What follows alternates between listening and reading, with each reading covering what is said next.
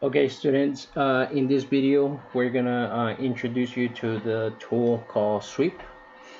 So Sweep is very similar to Extrude, okay? Like before, we're gonna continue on with creating a drawing using the drawing tools, dimensioning, geometric constraints, and of course, Sweep, okay? We're still gonna try to fully define the sketches. And then of course position X, position Y, size and angle are those the four things that are required to fully define a sketch. And then sweep.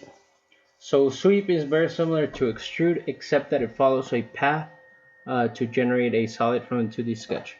Okay, so essentially what I mean by this is extrude only works in a perpendicular path to the sketch, right? Whereas sweep can be any path. As long as it starts off perpendicular to the sketch, it can turn into a 90-degree angle. It can go up into that third dimension. It can do all that crazy stuff. Okay, and I'll show it to you in a second.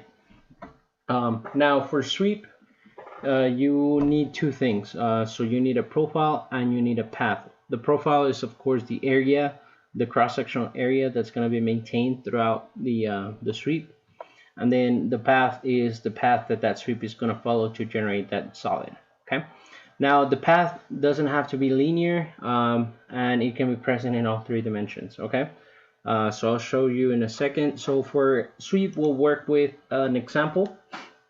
So let's think about railroad tracks for a second. Okay, so train tracks maintain the same cross-sectional area, the entire length of the track. It doesn't matter where you're positioned on the track.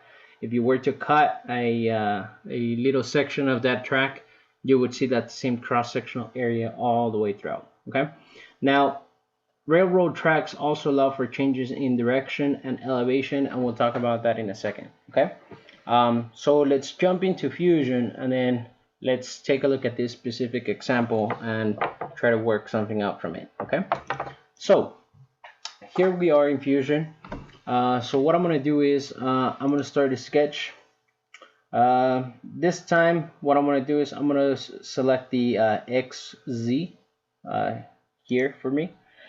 And what I'm going to do is I'm going to create a cross-sectional area that looks very similar to a railroad track. Okay, now of course we're gonna be working in like super smaller, a lot smaller dimensions than actual railroad tracks, but that's okay. Okay, so what I'm gonna do here is because we've been using millimeters a lot, let's switch out to inches.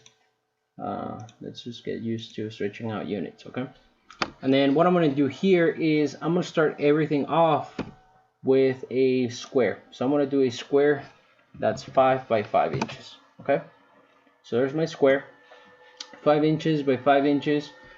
And let's first take a look at what a railroad track cross-sectional area sort of looks like. Okay, so this is not really a railroad track cross-sectional area, right? Instead, they sort of have this capital I type of shape. So I'm still missing some sections here that are sort of, I still need to divide. Okay, so I'm going to do that by creating two more rectangles within that square. Something similar to this. Okay, and what I'm going to do here is I'm going to use constraints and dimensions to fully define this sketch. Okay, so first things first, I'm going to use collinear to make sure that this top of the line is collinear with this line, and then the same thing for the bottom. Okay, and then I'm going to make sure that this side is equal to this side, so equal this to this. And now whatever happens to one side also happens to the other. Okay, so now all I need to do is define this side and the bottom, and then we should be good. Okay, so I want to define a couple of distances here. So 1 inch there, and then 1 inch there as well. And then for my going inside, 1.5, that seems to be good. Okay, 1.5. And then what I'll do is I'll probably trim away some of these excess lines just so we're left with this part. Okay, so again, nothing crazy complicated, just one square with two rectangles sort of cutting off some of these sections. Okay, the main square is 5 by 5 inches, and then the rectangles are 1.5, and then 5 minus 2 is 3, 3 in height. Okay. All right. So what I'll do is I'll finish this sketch. All right. And then I'm gonna go into create a sketch, but this time I'm gonna select the floor. Okay. So I'm selecting a sketch that's perpendicular to that first sketch. Okay. And then what I'm gonna do here is I'm just gonna make a couple of lines. So I'm gonna zoom out. I'm gonna make one line going this way, and then another line going this way, and finally another line going up. Okay, and I'm gonna dimension them. So let's do 30 seems too small. Let's do 40, and then 40 for this other one as well. And then for this one, let's do 60. Just so we have enough space. Let's double it. Let's do 80. Okay, there we go. Okay, and I'm gonna finish my sketch. So again, notice how I have two fully defined sketches. Okay, so the first one here is my profile. Notice how my profile and my path are both sharing this corner. Okay, so that's very important. So make sure you sort of keep that in mind. Okay, so that's my path. So that's my profile here, and then this is my path. Okay, notice that the path is also fully defined, fully constrained. Okay, now if I were to do a sweep, or let's think about an extrusion first. So if I were to extrude this sketch here, I would only be able to extrude it out this way, but I wouldn't be able to extrude it out this way using the same sketch. Okay, so that's where sweep and extrude sort of differ a little bit.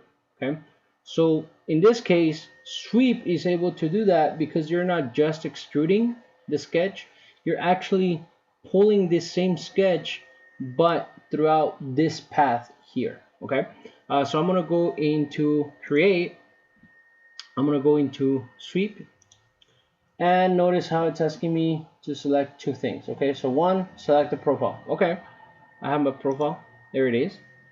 And then select the path. Okay, I have a path, there it is. Okay, so as you can see, it's very similar to extrude but not quite. Okay, so there's my railroad track. It's generated that same cross-sectional area all the way throughout. Everything is good. It's a new body. I want to hit OK, and there we have it. Now we have two different dimensions being used for the path, right? So we have the y dimension and we have the x dimension. Okay, so in this case we just created a path for 2D, but we could also create a path for 3D if we wanted to. We can probably like make this go down at an angle a little bit and things like that, but that's going to be a little bit more complicated, so I'm not going to show it just yet. But let's first talk about what's happening here. So in this case, this might not work as a railroad track, right?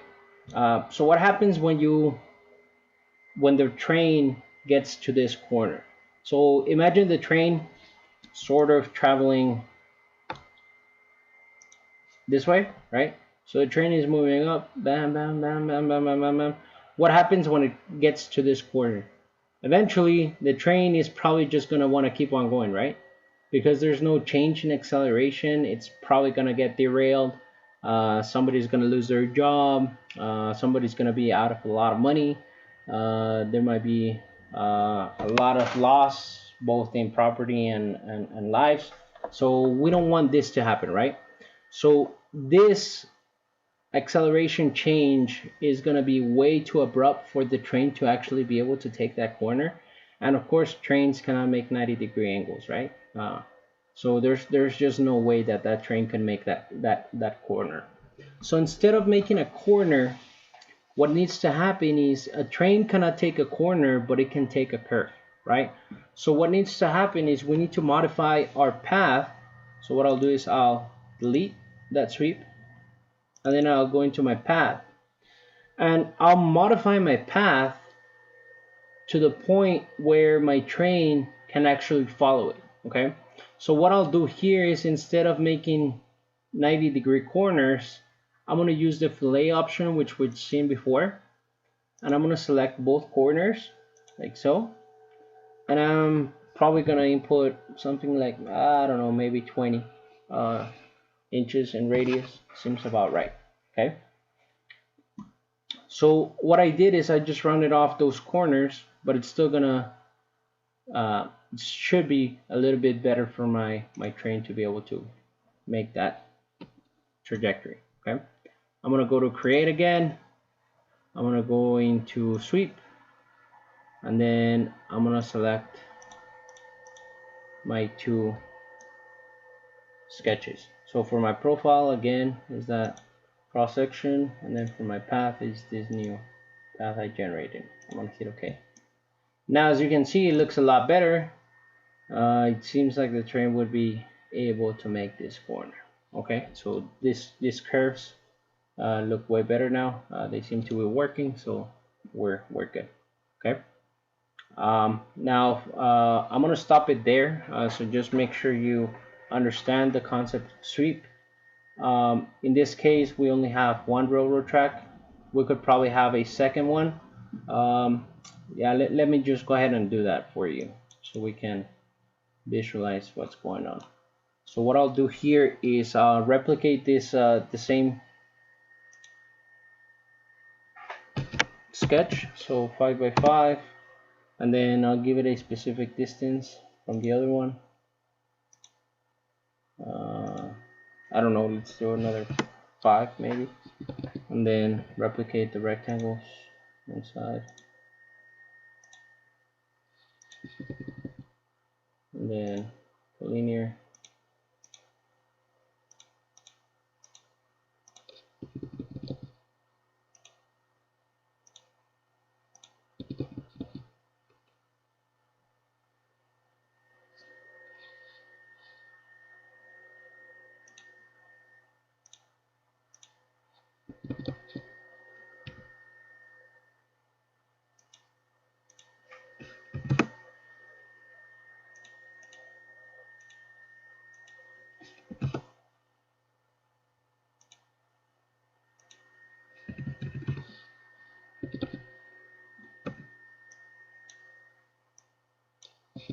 Okay, there it is. Now, if I were to double click on my sweep and go to my profile, I can actually select the two of them for my profile and then just have that one path. Hit OK, and what you'll see happen is we'll now have two back-to-back tracks. Okay, so we'll go ahead and stop it here. If you have any questions, please write them down, shoot me an email, and I'll try to help you out with sweep in case you still have any questions. Okay.